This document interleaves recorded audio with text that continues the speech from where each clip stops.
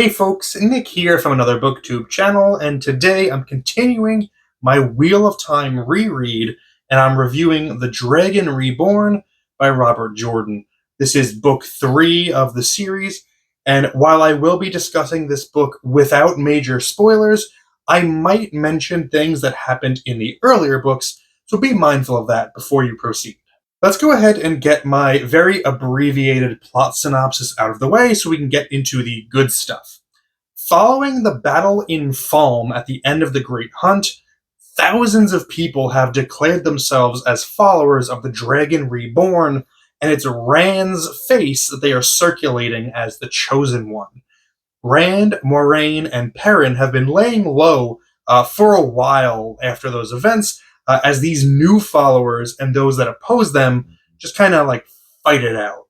Rand is becoming increasingly agitated by his connection to the One Power and ends up fleeing from the pack towards the next step in the Dragon Reborn comeback tour. This sets Moiraine, Lan, and Perrin off in pursuit of Rand to the nation of Tyr, where an impenetrable fortress guards a sword meant only for the dragon. Meanwhile, Nynaeve, Egwene, and Mat are all returned to the White Tower with a very sick Mat in tow. Mat is to be healed by the Aes Sedai, but the girls have no idea what awaits them when they get back. The girls' punishment is harsh, but more surprising is the reward, if you can call it that.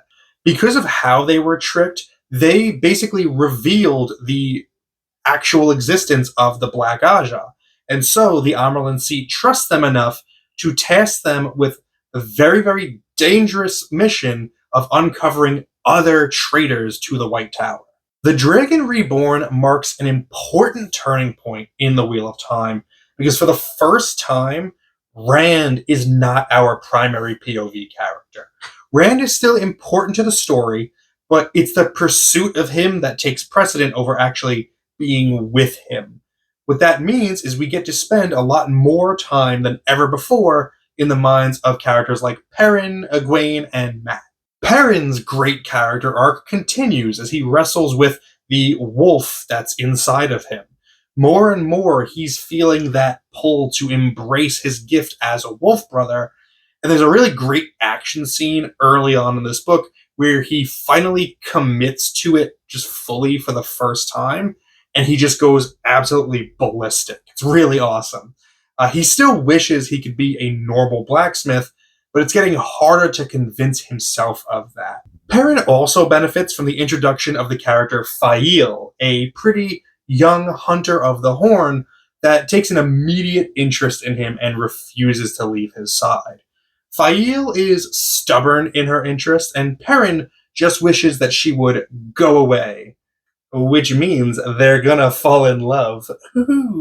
I actually didn't like Fail all that much my first time reading the series, so I'm curious how my opinion changes of her this time, if it does at all. I've also been trying to pay extra close attention to Egwene this time through, because I honestly didn't take much notice of her the first time, and I'm finding her to be a pretty interesting character now.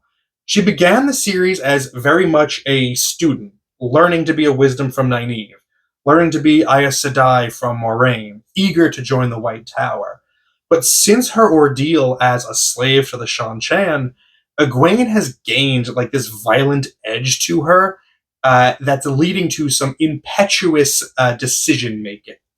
Her hasty attitude makes a problem with a White Cloak much worse than it needed to be, and throughout this book, she is constantly sniping at Nynaeve and second guessing her. She's got more personality than I gave her credit for that first time around. And speaking of Nynaeve, she's still getting used to not being the most respected person in a group. She expects complete agreement from Egwene and Elaine without any discussion, despite the fact that they are all on the same level within their Aes Sedai training. Nynaeve is very much due for a character arc in which she learns to be more of a team player, but not today. The character that tends to get the gold star in The Dragon Reborn, though, is Mat. Unfortunately for him, he drew the short straw in the first 2 books, that straw being a cursed dagger. which really sidelined him and made him kind of a non factor for much of the time. He had a reputation as a bit of an immature troublemaker, but he spent so much time being sick, we never really got to appreciate that. Well, now he's healed, and Matt is loose in the world, so get ready for some shenanigans. Matt is desperate to be free of the Aes Sedai, and if we're being honest, he would very much appreciate it if everyone else would leave him alone, but no matter where he turns, he ends up back in their path. Matt blew the Horn of Valir in the last book, so he is now permanently bonded to the Horn until his death, basically forcing him into this hero role, which he claims to want no part of. And yet, while he puts up a facade of trying to break free, he always somehow ends up making the decision that a hero would make. Matt's chapters are always really fun to read. He's a great character, and he finally really shines here. The Wheel of Time really starts to feel epic in scale in The Dragon Reborn because of how many point of view characters we follow and the amount of time that we spend between the storylines. There are a lot of balls in the air that Jordan is juggling, and he just keeps adding more as the series goes on. And this is, once again, a great foundation for what is to come. Something we really get to see for the first time is the effect that ta'viren have on the rest of the world. We keep hearing about how ta'viren are people who affect the pattern of the Wheel of Time, and so they cause strange things to happen around them. People are attracted to them, they make weird things happen just by existing.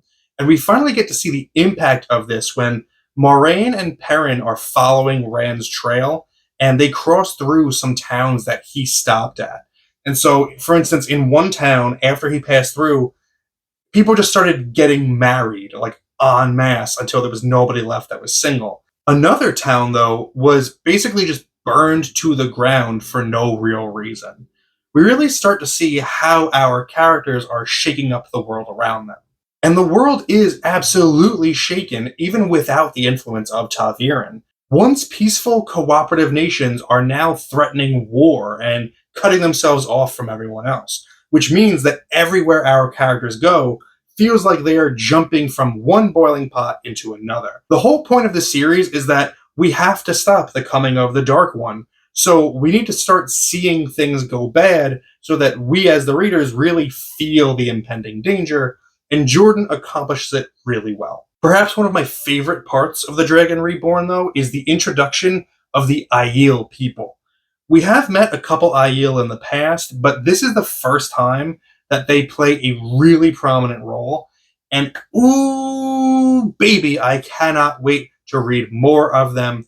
Just like Jordan did in The Eye of the World, he gives us just a taste of the Aiel culture here with a promise of much, much more. We learn the absolute basics of their people now so that in the next book, we can get the full Aiel experience and learn it all.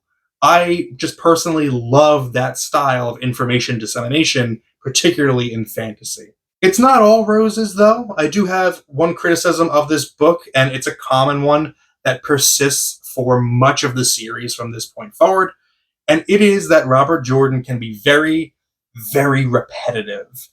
If a character thinks something once, you can be assured that they will think it again in almost exactly the same words several more times throughout the book.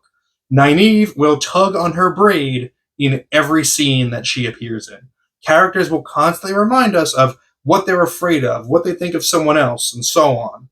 It can be very annoying, and it's a totally valid criticism of Jordan's writing, but this is the first book in the Wheel of Time where I really noticed it. Overall, though, The Dragon Reborn is really great and lays down even more foundation for what this series will become.